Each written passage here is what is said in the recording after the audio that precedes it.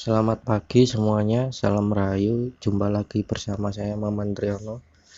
Dalam video kali ini saya akan membahas tentang belajar mengenai materi yang berjudul Filsafat Pendidikan tentang Tanggung Jawab Pendidikan.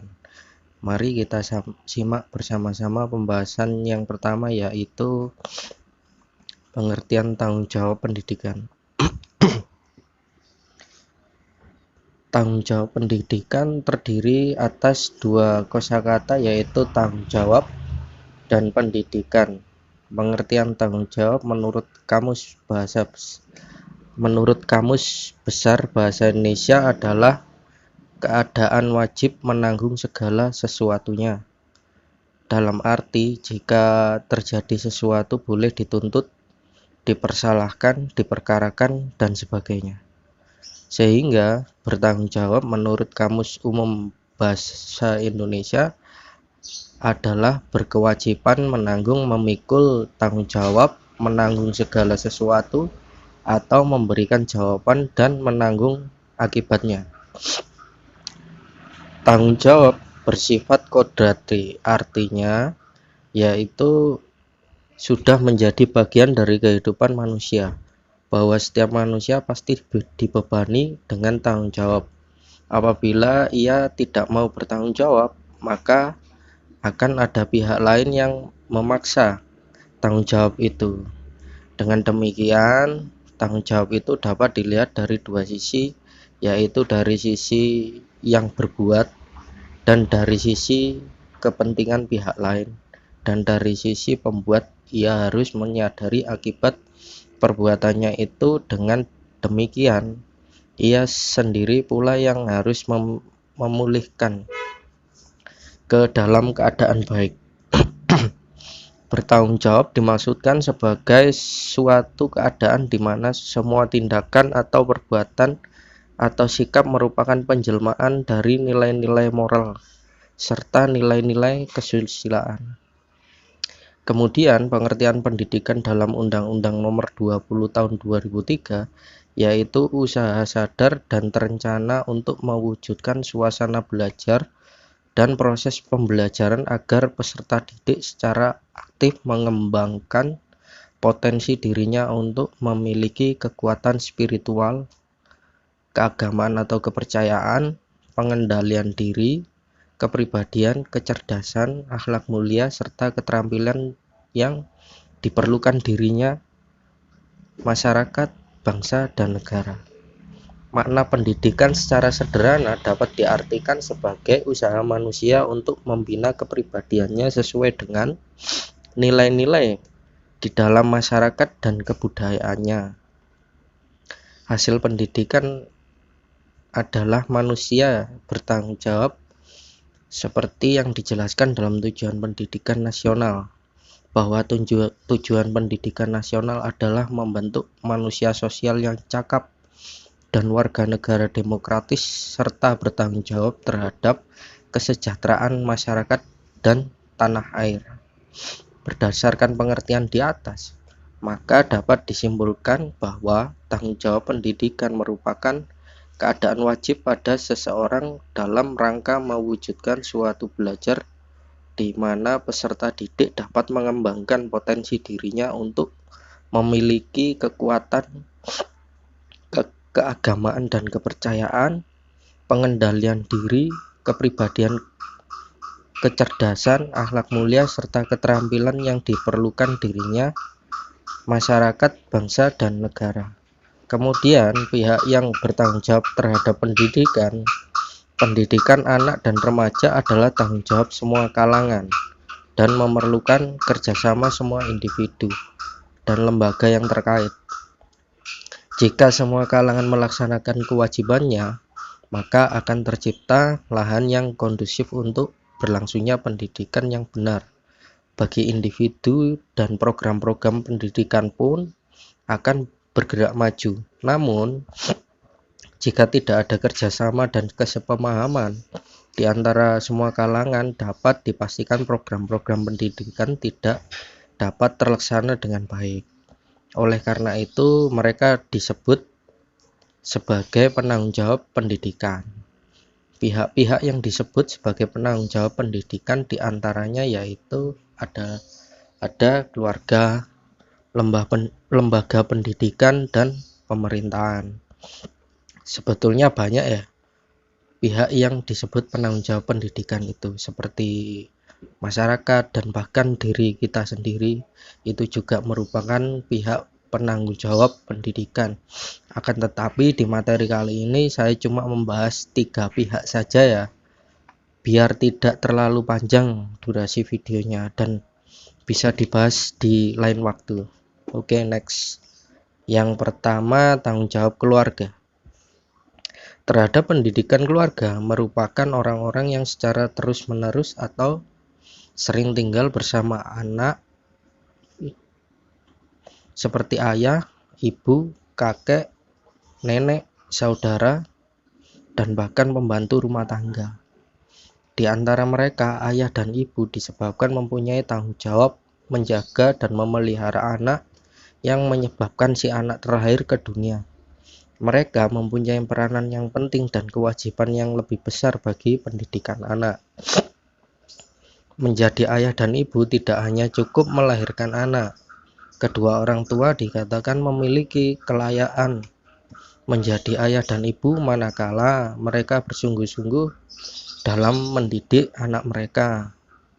Orang tua merupakan pendidik pertama dan utama bagi anak-anaknya, karena dari merekalah anak-anaknya itu menerima pendidikan. Dengan demikian, bentuk pertama dari pendidikan terdapat dalam kehidupan bangsa. Yang pertama, ibu terhadap pendidikan anak dan keluarga. Seorang ibulah yang sebenarnya memegang peranan penting dan mempunyai tanggung jawab yang besar terhadap pendidikan anak-anaknya. Karena ibulah yang paling lama bergaul dengan anaknya. Ibu yang memberi makan, minum, memelihara, dan sebagainya. Oleh karena itu, ibu sering mendapat predikat sebagai pendidik bangsa. Peranan seorang ibu sesuai dengan fungsi dan tanggung jawabnya dalam pendidikan anak-anaknya yaitu sebagai sumber dan pemberi kasih sayang, pengasuh dan pemelihara, tempat mencurahkan isi hati, pengatur kehidupan dalam rumah tangga, pembimbing hubungan pribadi, dan pendidik dalam segi-segi emosional. Yang kedua, ada peranan ayah terhadap pendidikan anak. Fungsi dan tanggung jawab seorang ayah terhadap pendidikan anak yaitu sebagai sumber kekuasaan di dalam keluarga dengan masyarakat atau dunia luar, pemberi rasa aman bagi seluruh anggota keluarga, pelindung terhadap ancaman dari luar, hakim atau yang mengadili jika terjadi perselisihan, dan pendidik dalam segi-segi rasional. Yang kedua adalah tanggung jawab lembaga pendidikan terhadap pendidikan. Lembaga pendidikan merupakan suatu institusi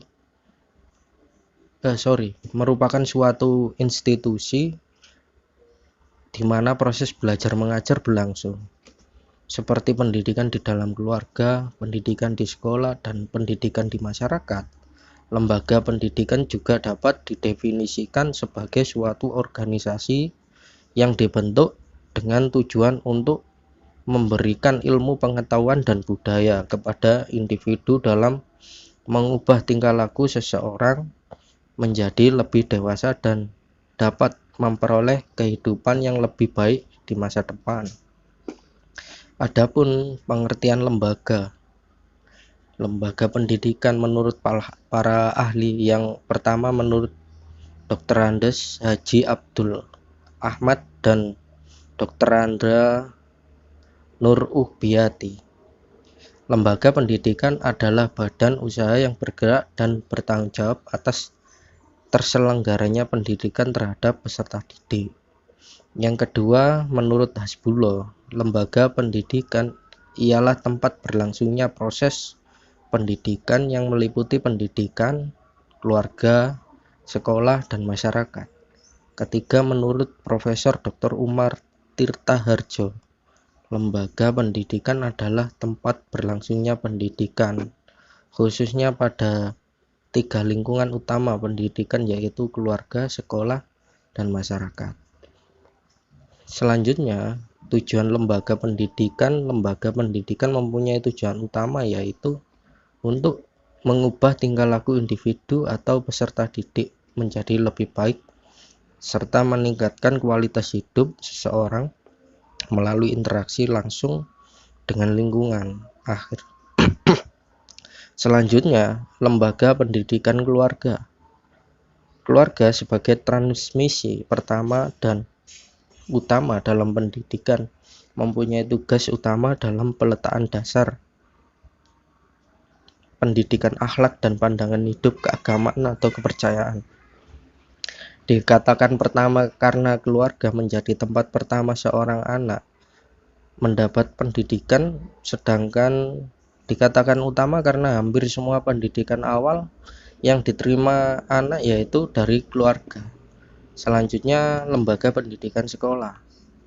Sekolah merupakan lembaga pendidikan formal di mana guru berperan sebagai pendidik. Sekolah menjadi produsen penghasil individu yang mempunyai kemampuan secara intelektual dan skill. Karena itu, sekolah perlu dikelola dengan baik. Dalam lembaga sekolah mempunyai beberapa fungsi, di antaranya mengembangkan kecerdasan berpikir dan memberikan pengetahuan kepada peserta didik. Pendidikan dilakukan dalam orang yang tertentu dan sistematis. Sosialisasi dilakukan agar seseorang individu dapat menjadi makhluk sosial dan mampu beradaptasi dengan masyarakat. Sekolah sebagai tempat anak untuk melatih dirinya dan bertanggung jawab sebagai persiapan anak terjun ke masyarakat. Adapun peran lembaga sekolah diantaranya tempat anak didik bergaul baik dengan teman, guru, maupun karyawan. Tempat anak didik belajar untuk menaati peraturan sekolah, mempersiapkan anak didik untuk menjadi anggota masyarakat yang berguna bagi masing-masing keyakinan, bangsa, dan negara. Adapun tanggung jawab lembaga sekolah diantaranya tanggung jawab formal, kelembagaan sesuai dengan fungsi dan tujuan menurut ketentuan yang berlaku. Tanggung jawab keilmuan berdasarkan bentuk, isi, tujuan, dan tingkat pendidikan. Tanggung jawab fungsional yaitu tanggung jawab profesional, pengelola dan pelaksana pendidikan yang menerima ketetapan berdasarkan ketentuan jabatan. Selanjutnya, lembaga pendidikan masyarakat. Pendidikan di lingkungan masyarakat merupakan pendidikan non-formal yang memiliki tujuan penambah atau pelengkap pendidikan formal dan informal. Masyarakat memiliki pengaruh besar terhadap perkembangan pribadi seseorang.